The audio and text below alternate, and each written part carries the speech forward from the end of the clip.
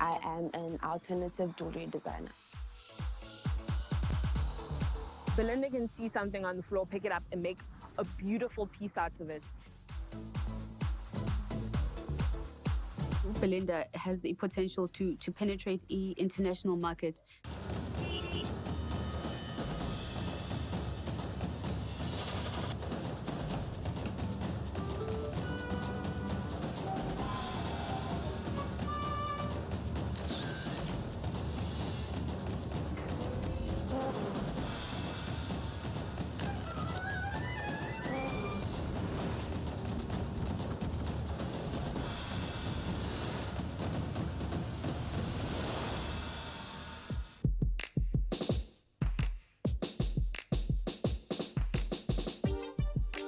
My name is Belinda Phofu and I am 23. Born and bred in Joburg, I am an alternative jewelry designer.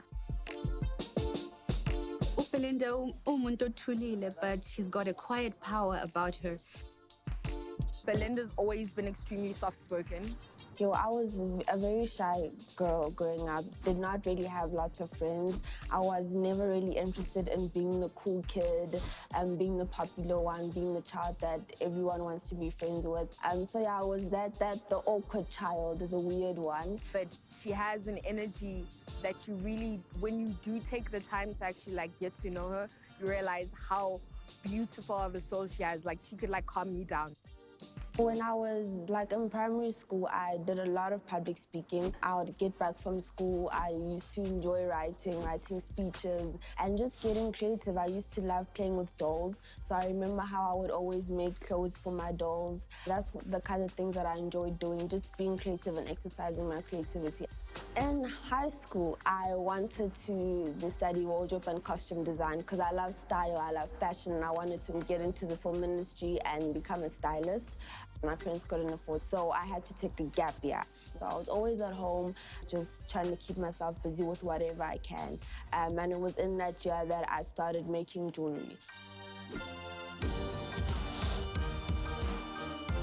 So what would happen was I would see things lying on the floor, things that you see, but then you just pass by, buttons, safety pins, paper clips, and I just started getting creative, and I'd make jewelry with the objects that I'd find lying on the floor. I would wear the pieces that I'd make because I thought they were cool. I thought they were really, really nice. And whenever people would see them, they'd always say, "Oh, Belinda, this is so sick. Where did you get this? Can you make me one?" The first time I saw Belinda's work, it's very unique. She does unique pieces using different objects, even household objects. So I didn't really expect people to react to them the way they did because at the end of the day, I was just doing me. There was no goal, there was no vision at the time. I was just bored trying to keep myself busy. And when I noticed that people, there was a demand for my pieces, people actually liked what I was doing. And I didn't have a job at the time. I come from a family where my parents couldn't ever afford to give me allowances each and every single month. So for me, deciding to sell my pieces was a way of me just getting pocket money. And then I just kept going from there. The following year came on and I really hoped that I would get one of the bursaries that I had applied for. Nothing came through, so I had to take another gap year. Second year now, sitting at home, trying to find a job, things not working out so well. So I sort of put the dream of becoming a stylist on the side, and I decided to go apply at Tux and study drama there. I was there for about a semester almost, and I wasn't happy. I enjoyed drama. It's something that I enjoy, but one of the things that I learned is that there's a thin line between something that you enjoy and something that's your passion. So I enjoyed drama, but it wasn't what I was passionate about, and it was there that I actually realized that this is what I wanted to do. I want to be an entrepreneur. I want to take what I'm doing with my brand seriously.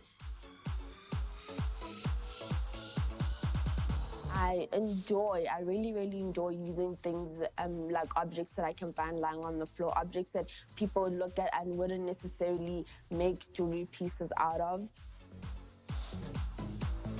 Belinda can see something on the floor, pick it up, and make a beautiful piece out of it?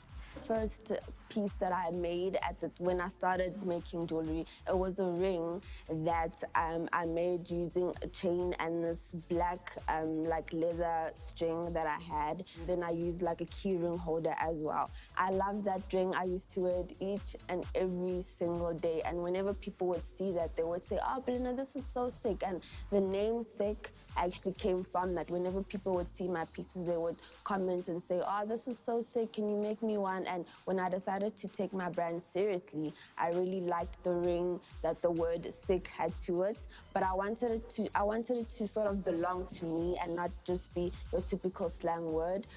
So I decided to change the meaning a little bit, hence why it's spelled SIIC, and it's an acronym for Style is Incalculable. Everything that she makes, you stop, you stare, you look at it, and you look at it again, and you're like, "Oh my God, these are pegs. Oh my God, these are nuts and bolts." Like small little things that you wouldn't think jewelry. And that's what I think is so original about SIIC. It takes the ordinary and the mundane and turns it into something really beautiful.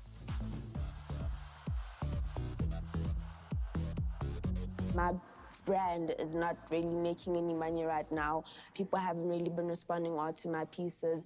From doing a little market research, I found out that it's because the quality of my pieces need to improve. So people at times look at my stuff and they feel that it's things that they could make themselves. People often say to Belinda, "But I can do this.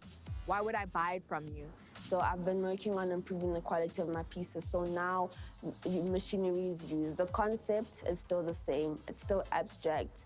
It's still alternative, very alternative, but it's just better quality and more refined. I think that as any creative, you get to a point where you have to move to the next level. And sometimes that requires outsourcing.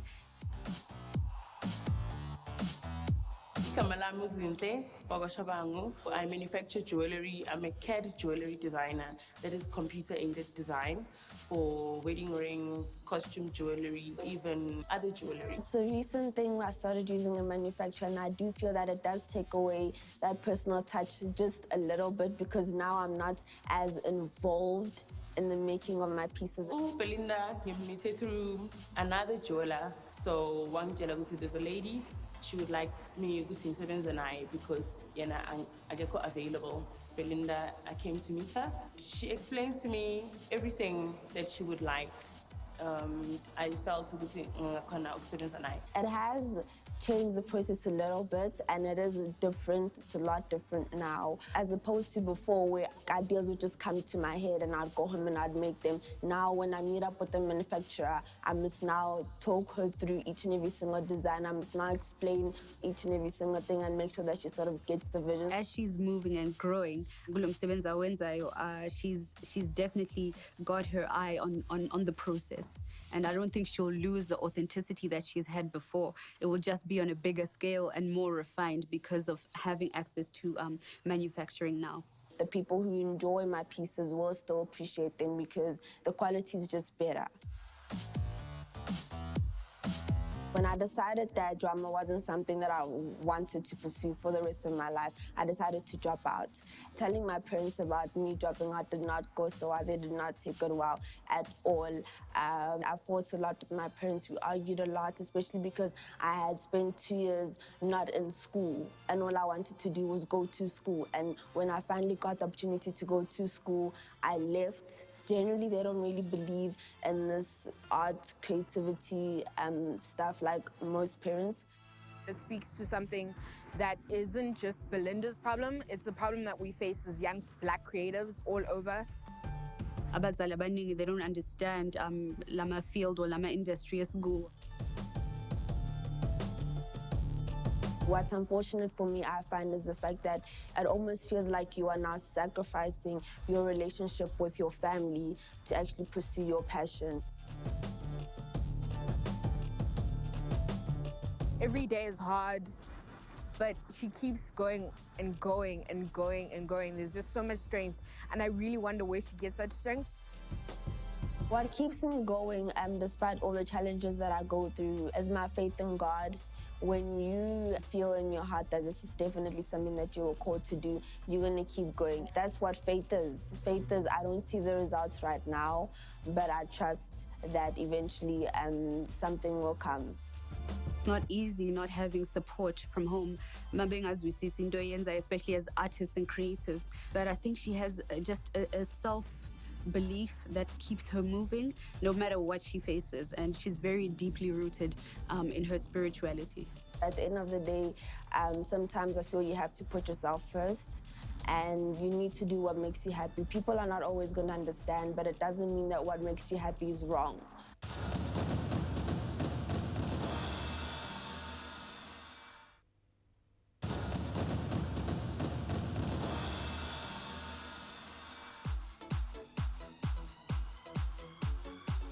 If I'm not picking things up off the floor, then I am going to a house and sourcing objects from there. Or I'm going to like bead stores and finding keyring holders and finding ring bases that I can use.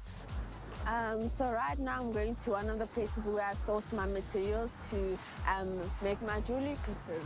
Let's go.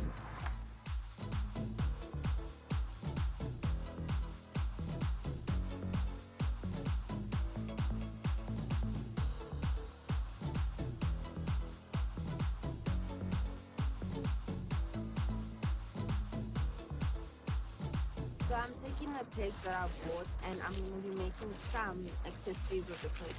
Now what I usually do is literally dismantle each and every single peg that there is in the packet. So just literally breaking it apart, because what I use to actually make some of my pieces is the silver thing here that is found in the middle of the peg. The process of actually making pieces for me is not as long as I think for other designers, because I don't sketch any of my pieces, so I don't necessarily sit down and brainstorm ideas. They just flow. Ke reka di-product tse dintsi tša Belinda, not only for nna, mara for mosadi yaka. The reason why re reka di-product tša Belinda, di-product tša hae di authentic. There's always a memory attached to it. Then what I do once I've dismantled all of the pegs and I have these silver thingamajigs, depending on what I'd like to make. So now I'll be making a ring. So I literally connect them together.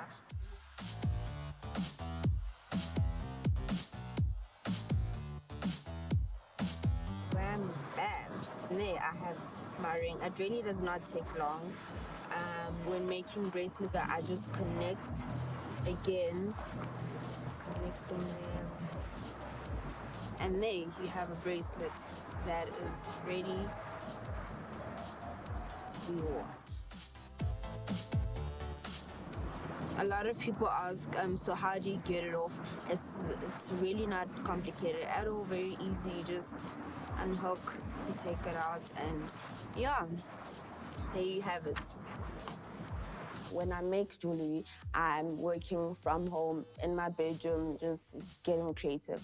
And when I need to do research, when I need internet, when I have meetings, I'm at the Hive space, which is in Braamfontein. How I ended up at the Hive was last year they had an open call for young creative entrepreneurs who had business projects that needed funding. I applied and I made it through. Right now, I'm going to be making a bangle. So what I usually use when I'm making pieces are my pliers. Before I actually got pliers, like when I started out, I used to use a pair of scissors with everything. This string I found in my brother's things. He usually has the most interesting, weird things that I like using for pieces. What I start doing, if I'm making a piece, let's say for myself, I'll have to measure my wrist.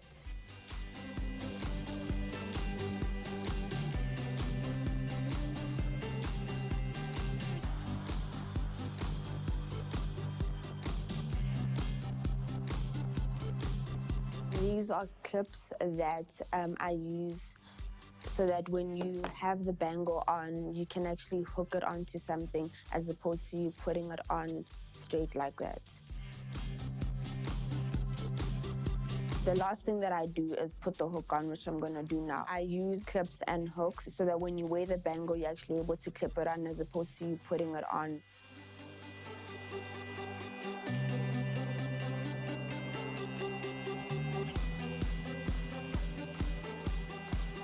Yeah. We've made 6. A lot of jewelry, like Belinda, what sets it apart from any alternative jewelry is the fact that she decided to, you know what, let's make this real jewelry, which is the direction it's going into. So making it real jewelry is what's so interesting. Product ya reke na le market ka baka la material o leng wa berekisha to produce the product. Now we're going to be making a necklace from this safety pin. I'm going to be using beads. And then again, I'll be using hooks.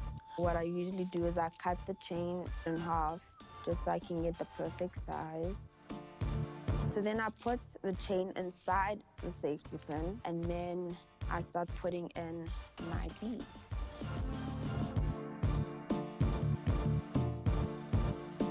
The reason as to why I didn't make the necklace like this and use this part of the chain is just because I thought that it would be cooler having it in this angle. I think it's more different. And then again, I use clips and hooks.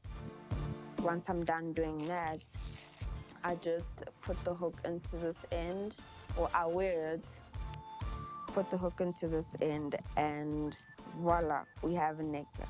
Yeah.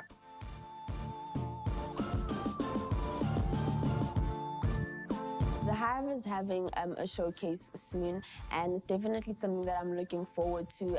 All the people who are part of the Hive, all the businesses that are part of the Hive will be showcasing their work. The upcoming exhibition, I'm very excited, Ngayo Mina, because I think Belinda are cooler, and I'm very excited to see Uti Uzabonisa, like her followers and the public, just a new level of her work. It's definitely something that I'm looking forward to with regards to preparations. I just had to make sure that my pieces were ready for the event. Yeah, just making sure that I'm happy with the production of things. She's a perfectionist. She's very focused on each detail. She definitely gets into Leo zone. She doesn't want to be disturbed. Magagu Leo zone. I'm just excited for people to see it, especially people that have been sleeping on Belinda. I'm definitely looking forward to it. The Hive hasn't really had an event like this before, so it's definitely something that we are all excited about.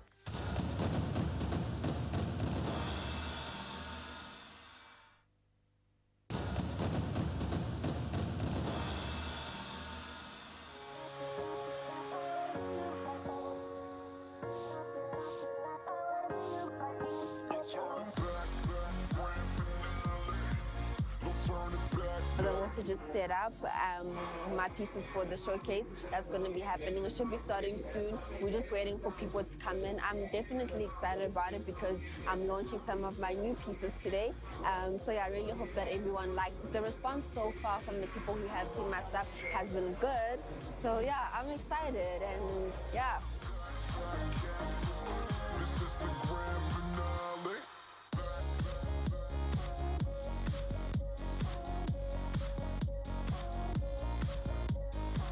I've just styled 3 of my models. 2 of them were males and 1 was a female, and it was basically just to showcase how some of my pieces can actually be worn with formal wear and worn with suits.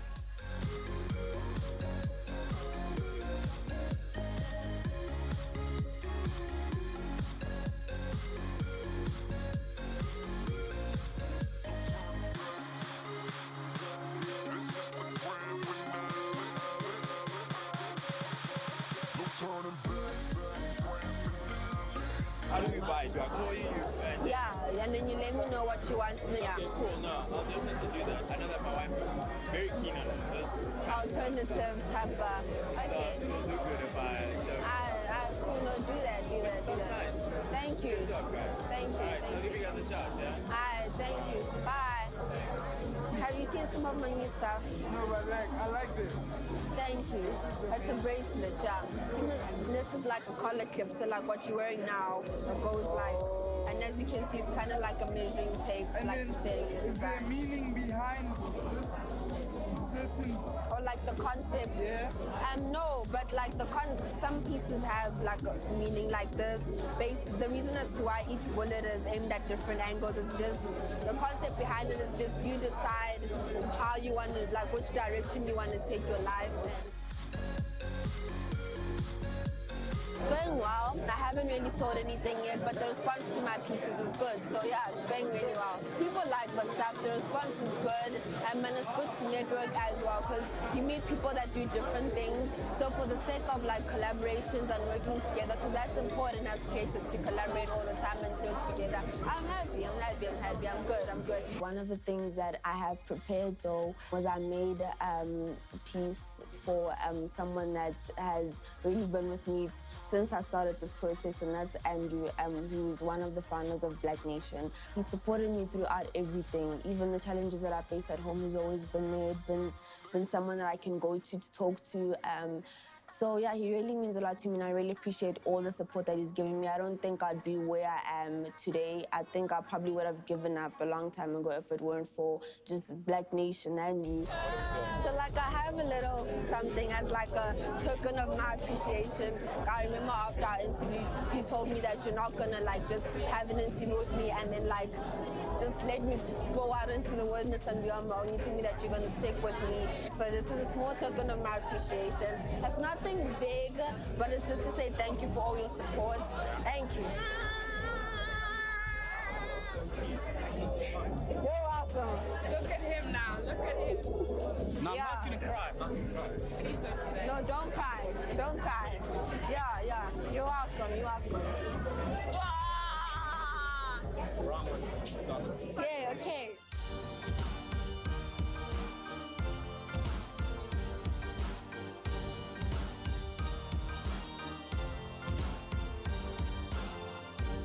The event is done, and yeah, it was an amazing turnout. It was really, really good.